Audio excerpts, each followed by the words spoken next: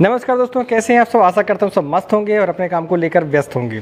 जून का महीना स्टार्ट हो चुका है और जून के महीने में आप देखते हैं कि हमारी सारी तैयारियां जो साल भर हम खेती करते हैं वो जून के महीने से ही स्टार्ट होती है हमारी।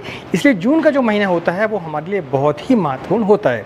तो दोस्तों आज वीडियो हम जानने की कोशिश करेंगे कि जून के महीने हम कौन कौन सी नर्सरी लगा सकते हैं, कौन कौन सी फसलों को काश्त कर सकते हैं ताकि हमें ज़्यादा से ज़्यादा मुनाफा हो सके। चलिए दोस्तों वीडियो की शुरुआत करते हैं। मैं हूँ राकेश साहू, आप देख रहे हैं एक जीवन बातें किसान की। और दोस्तों ये आपका अपना ही चैनल है, इसलिए आपको इस चैनल को सब्सक्राइब करना बनता है। और यदि ये वीडियो आपको पसंद आता है तो वीडियो को लाइक करें और चैनल में यदि आप नए हैं तो चैनल को सब्सक्राइब करें और साथ में बेल आइकन को दबाएं ताकि आने वाली वीडियो की नोटिफिकेशन आपको मिल सके। चलिए दोस्तों वीडियो को आगे बढ़ाते हैं और हमारी 5 फसलों के बारे में जानकारी लेते हैं। तो जो 5 फसल है हमारी, पहली फसल है बैगन, दूसरी फसल है मिर्च, तीसरी फसल है खीरा और चौथी फसल है टमाटर और 5वीं अंतिम फसल है फूल गोभी। तो 5 जो फसलें मैंने आपको बताई हैं अभी, ये फसलें ऐसी हैं जिनका यदि आप अगेती उत्पादन लेते हैं तो आपको मार्केट पर रेट मिलने के चांस आपके बढ़ जाते हैं। हाँ, लेकिन एक बात और आपको ध्यान रखनी पड़ेगी कि इसमें थोड़ा सा दिक्कत भी होती है। आप जितनी भी अगेती सब्जी की खेती करते हैं तो आपको जो है ज़्यादा केयर करनी पड़ती है पौधे की, आपको दवाइयों का विशेष ध्यान रखना पड़ता है, हवा तूफान आती है तो स्टेकिंग का भी आपको ध्यान रखना पड़ता है। तो ये सारी बातें होती हैं। तो यदि आप मेहनत करते हैं और बढ़िया मेंटेनेंस करते हैं तो आप ज़्यादा मुनाफा भी उसमें कमा सकते हैं। चलिए दोस्तों वीडियो को आगे बढ़ाते हैं और जानते हैं हमारी पहली फसल के बारे में। तो जो पहली फसल है हमारी वो है बैगन। दोस्तों बैगन को हमने सबसे पहले इसलिए बोला है क्योंकि बैगन एक ऐसी फसल है जो अगेती में बढ़िया प्रॉफिट देती है और उसमें हमें ज़्यादा मेंटेनेंस भी नहीं करना पड़ता। मेंटेनेंस इसलिए नहीं करना पड़ता क्योंकि इस पर जो है स्टेकिंग का खर्चा हमारा कम होता है, लेबर भी हमारे जो है कम लगते हैं क्योंकि इसको ज़्यादा हमें बांधना नहीं पड़ता है। यदि आप बैगन की नर्सरी अभी तैयार कर लेते हैं और उसकी जो बैगन की नर्सरी है वो लगभग 30 से 35 दिनों में बनके तैयार हो जाती है। आपको एक ही केयर करना पड़ेगा कि जब आपका पौधा फल देने लगे तो आपको सूट बुरर और फूट बुरर के बारे में ज़्यादा केयर करनी पड़ेगी। बैगन में दोस्तों ये सबसे बड़ी समस्या है सूट बुरर और फूट बुरर की। यदि फूट बुरर और सूट बुरर का नियंत्रण कैसे किया जाता है उसकी अगर जानकारी आपको चाहिए तो वीडियो के आई बटन पर जाके देख लें, हमने इस पर ऑलरेडी पहले भी वीडियो बना चुका है।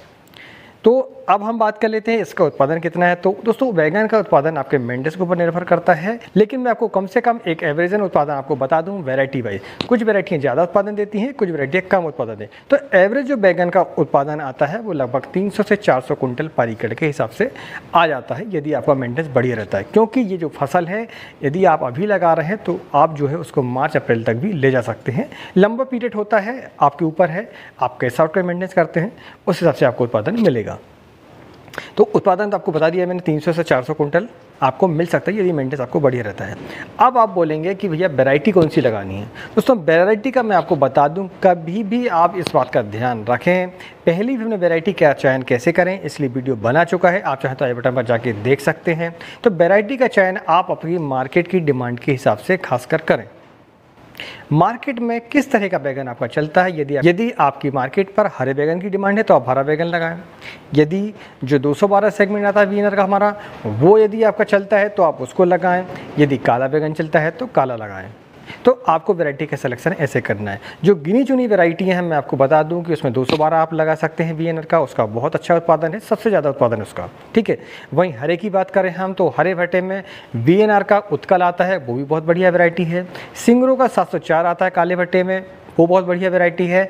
और श्रीराम बायोसीड का राधिका भट्टा आता है जो कि हरे में और गोल साइज में आता है, इसका भी आप चयन कर सकते हैं। तो दोस्तों ये हुआ बैगन के बारे में जानकारी। यदि और कोई सवाल हो आपका तो आप हमें कमेंट के माध्यम से पूछ सकते हैं। दूसरी फसल दोस्तों हमारी मिर्च। तो मिर्च की हम बात करें तो मिर्च की जो नर्सरी है वो भी आप डाल सकते हैं, वही पीरियड रहेगा 30 से 35 दिनों में आपकी नर्सरी तैयार हो जाएगी। उसको जो है आप जुलाई के महीने में टीपी कर सकते हैं।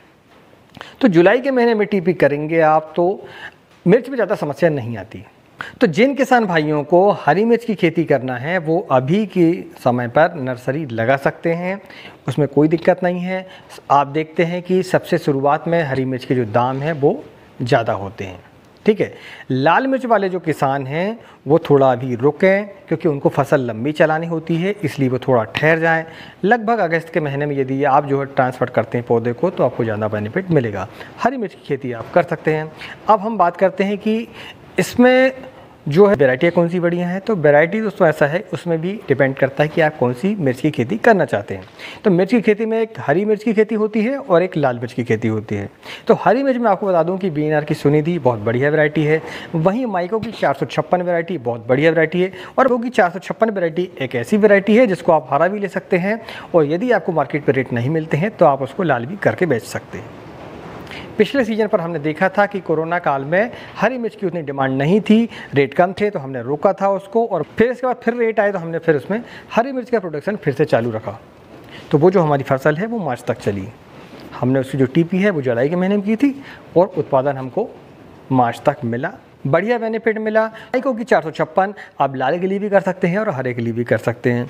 वहीं आर्मर बहुत बढ़िया वैरायटी है, AK47, ये भी एक बहुत बढ़िया वैरायटी है। तो आप इनमें से किसी भी एक वैरायटी का चयन कर सकते हैं। अब दोस्तों अब हम बात कर लेते हैं हमारी तीसरी फसल की। तो तीसरी फसल है दोस्तों खीरा। खीरा एक मेरी ऐसी फेवरेट फसल है जिसको मैं हर साल इसी समय पर करता हूँ, और मुझे बढ़िया रेट मिलते हैं, इसमें कोई संशय नहीं है। अभी के समय पर क्या है, सारे किसान भाई हमारा कोई बेड बना रहा है, कोई मल्चिंग लगा रहा है, सारे काम व्यस्त हैं। ठीक है, ज़मीन भी जो पूरी व्यस्त है, हमारी ज़मीन खाली नहीं है, अधिकतर लोगों की बेड अभी नहीं बनी हुई हैं।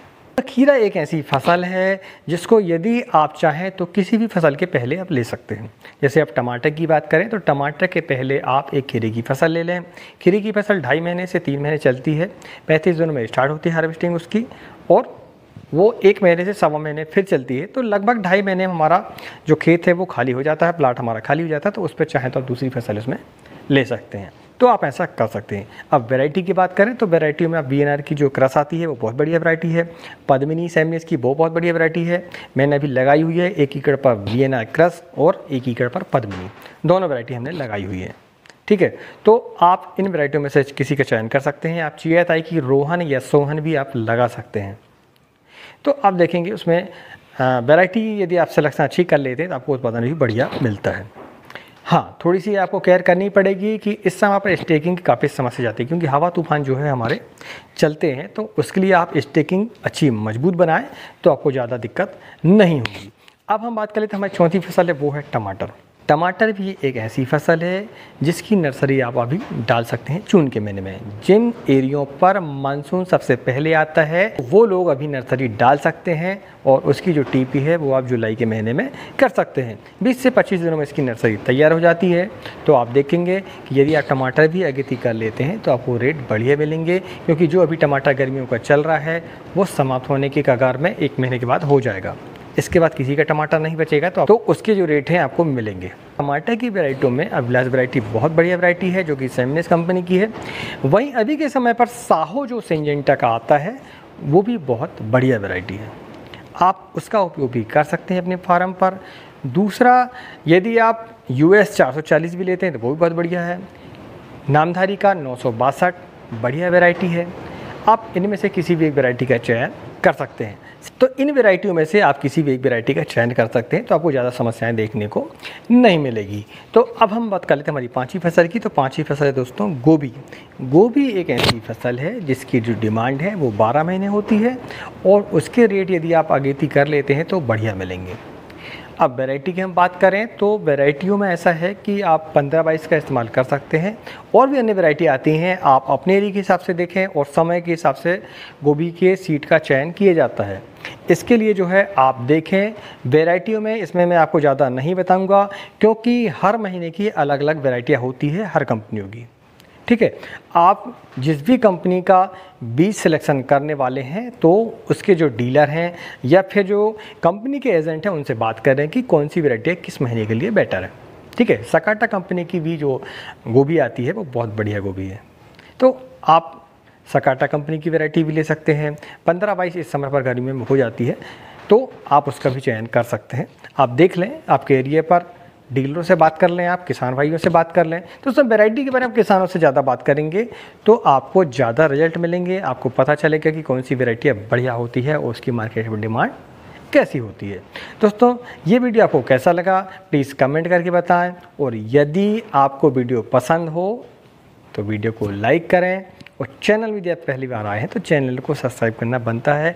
हम आपको इतनी नई नई जानकारियाँ और बढ़िया जानकारियाँ देते हैं, तो इसके लिए आप सिर्फ एक लाइक कर सकते हैं। और यदि आपको लगता है कि ये जो जानकारी है जो हमने वीडियो के माध्यम से आपको दी है दूसरे किसानों को, भाई को भी मिलनी चाहिए, तो आप इस वीडियो को ज़्यादा से ज़्यादा शेयर कर सकते हैं। चलिए दोस्तों, आज की वीडियो में इतना ही। मिलते हैं अगली वीडियो में, तब तक के लिए नमस्कार। जय हिंद, जय किसान, जय जवान।